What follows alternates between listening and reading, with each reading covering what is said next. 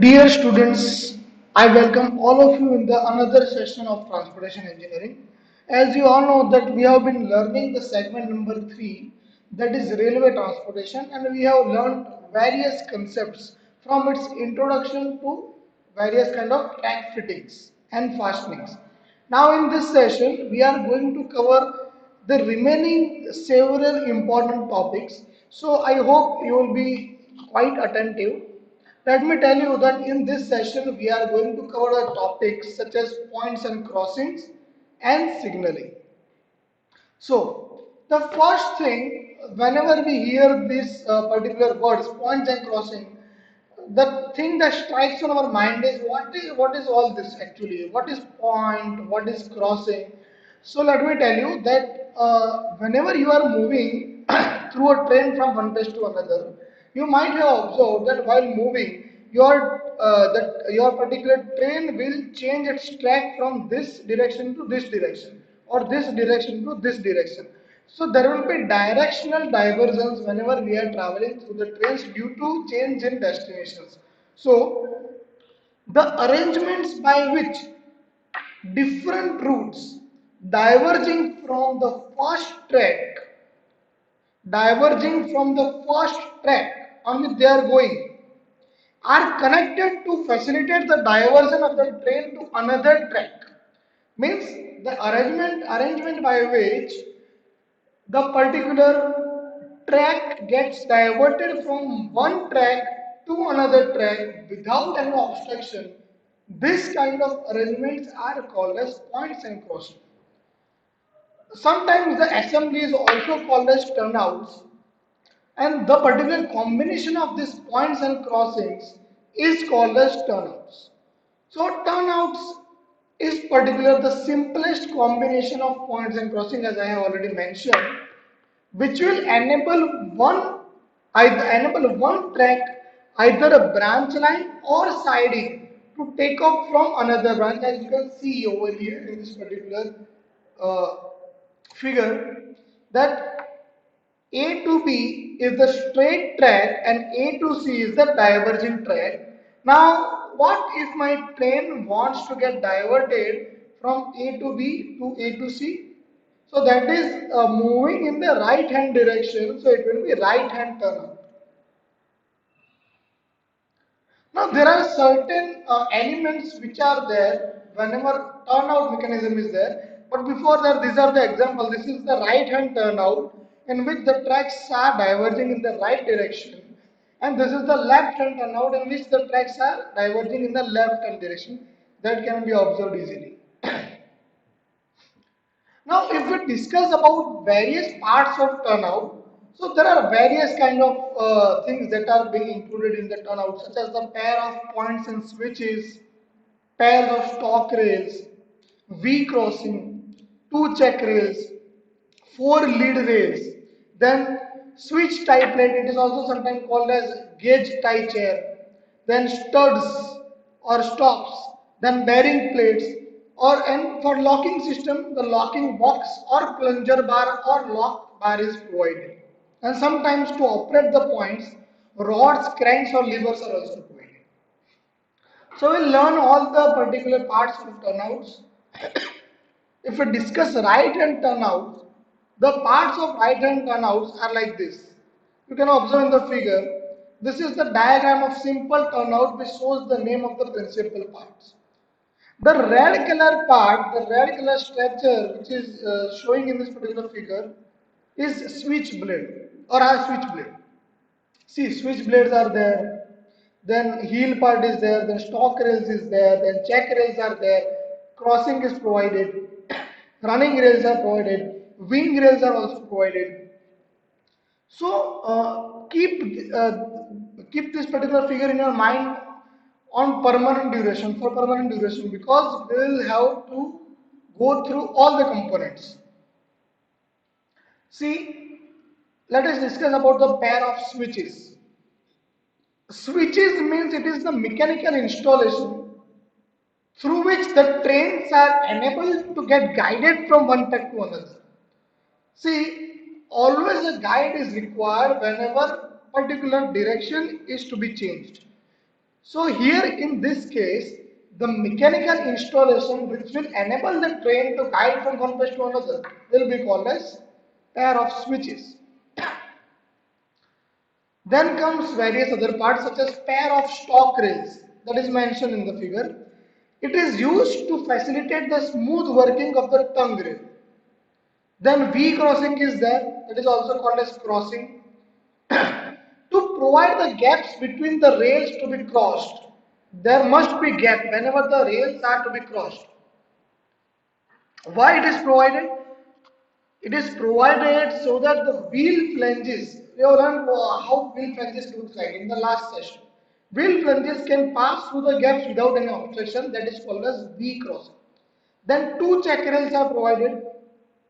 Check rails are given in the particular figure. They are used to check the tendency of the wheel to climb over the crossing.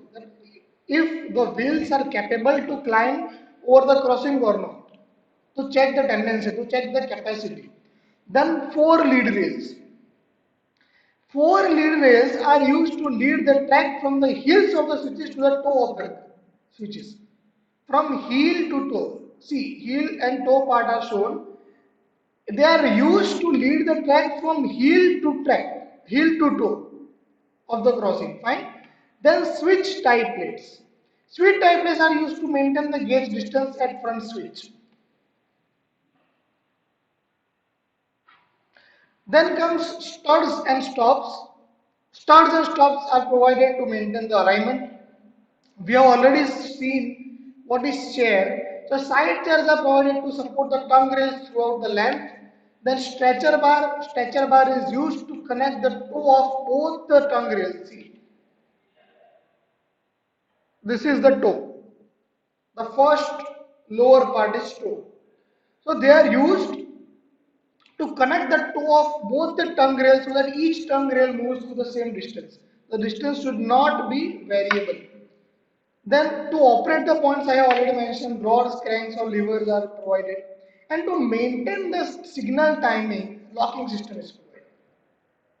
This was all about points. Now let us discuss about crossings and types of crossing. First of all, let us discuss about the types of crossing based on shape.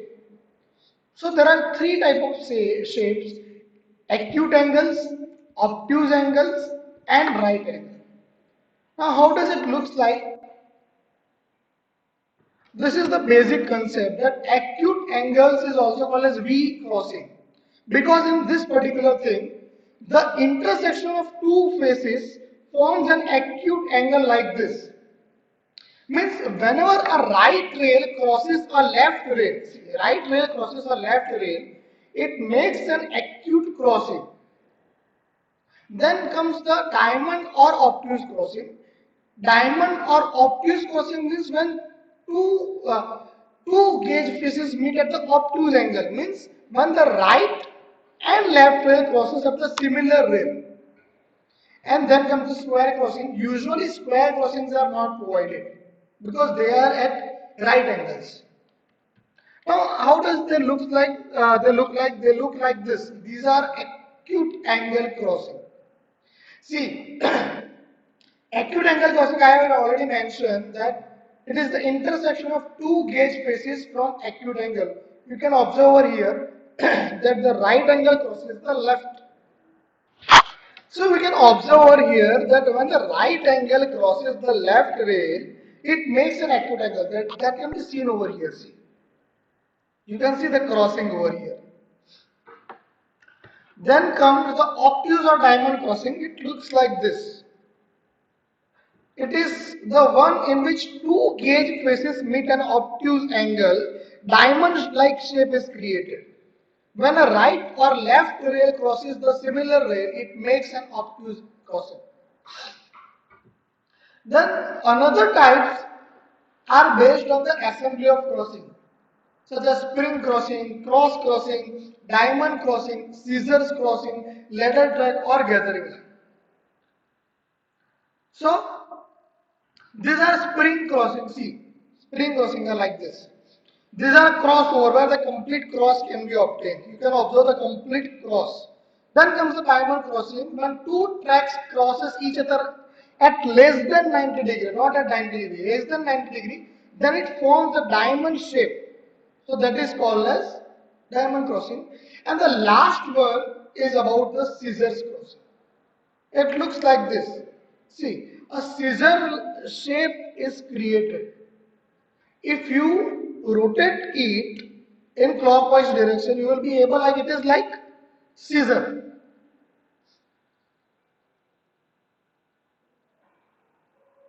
See, let me show you.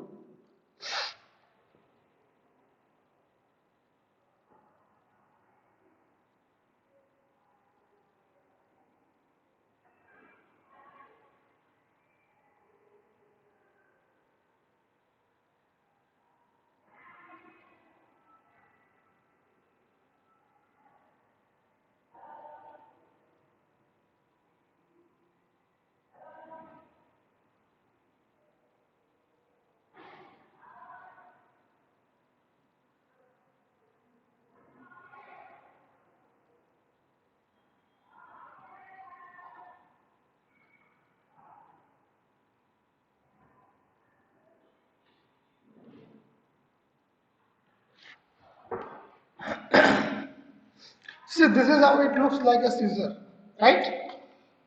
So this was all about particular crossing and points. Now we'll discuss about signaling. So we have discussed traffic signs, signals and marking in the traffic engineering.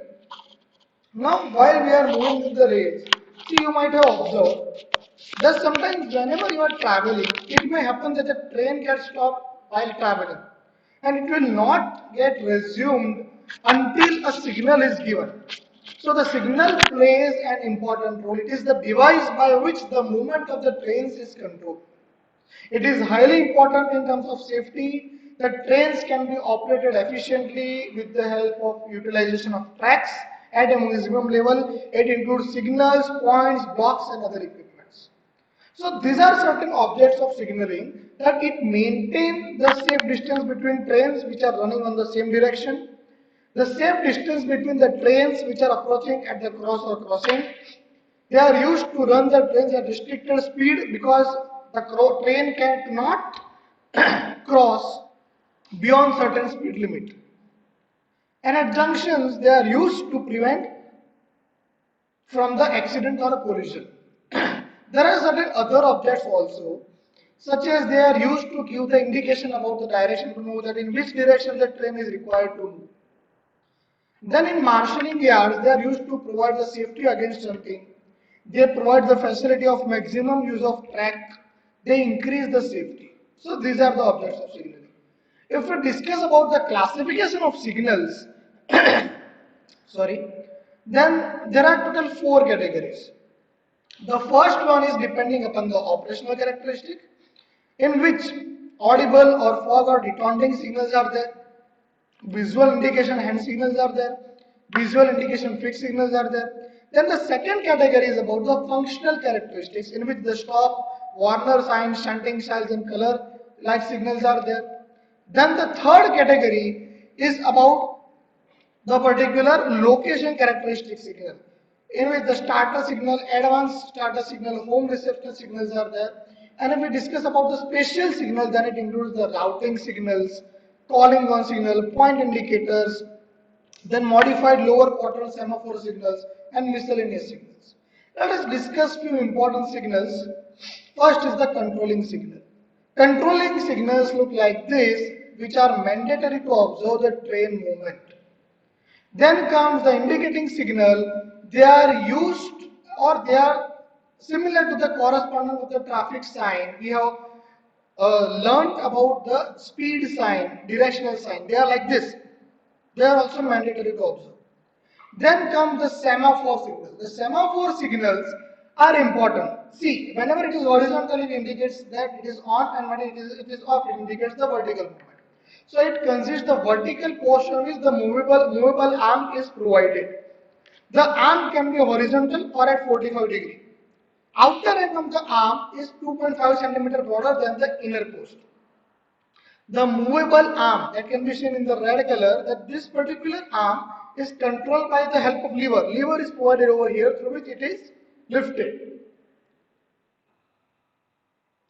These are fixed on the left hand side of the track with the spectacles towards the driver. Now, what does it indicate?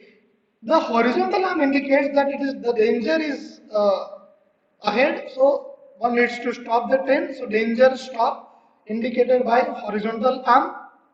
If it is inclined at 45 degree, then clear and proceed means it is green signal and you can proceed. That is what is indicated.